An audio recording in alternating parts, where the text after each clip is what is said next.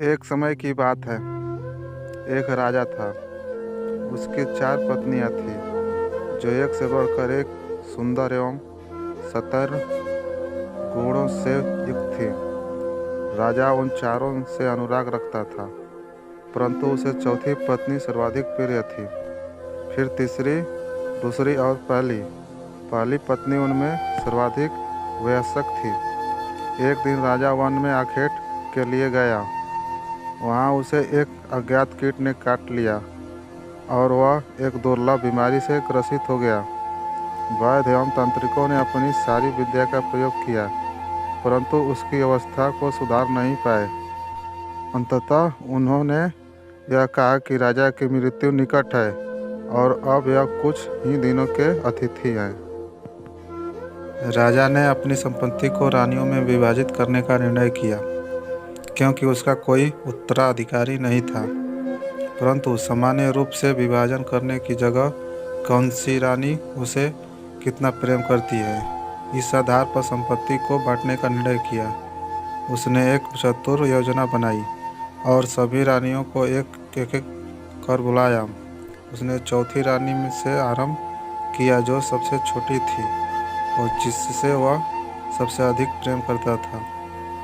मेरे जीवन के केवल 3 दिन शेष हैं, उसने कहा। मैं तुम्हें एक रहस्य बताता हूँ। बहुत पहले मुझे एक साधु ने एक शक्तिशाली यंत्र दिया था, जिससे मुझे स्वर्ग की प्राप्ति होगी यदि मैं साथ में एक और व्यक्ति को ले जाऊं। परंतु इससे पहले कि स्वर्ग में प्रवेश करें, हमें दारुण यंत्रणा सहन करनी होगी और नर्क में 7 वर्ष व्यतीत करने होंगे, क्योंकि हम एक दूसरे से सर्वाधिक प्रेम करते हैं। इसलिए मैंने यह निश्चय किया है कि मैं तुम्हें अपने साथ आने का यह अवसर प्रदान करूंगा। रानी को राजा की आसान मृत्यु पर पूर्ण विश्वास था और उसने भावना सहित स्वर में कहा, इसमें संदेह नहीं कि मैं आपसे प्रेम करती हूँ, परंतु प्रत्येक व्यक्ति को अपनी मृत्यु का स्वयं ही सामना करना होता है।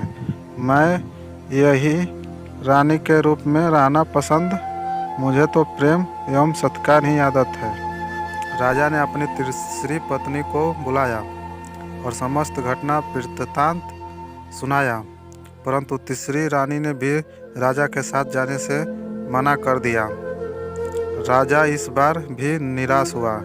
उसे धीरे धीरे पत्नियों की वास्तविकता समझ आने लगी थी। उसने तीसरी पत्नी को विदा किया और अपनी दूसरी पत्नी को बुलवाया।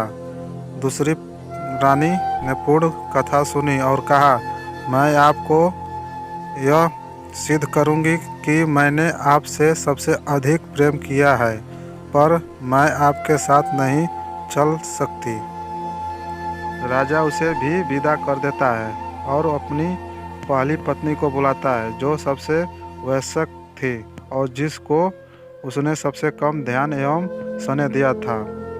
जैसे ही वह सारी कथा सुनती है, वह तत्परता से उत्तर देती है, आप जहाँ भी जाएंगे मैं आपके साथ चलूँगी।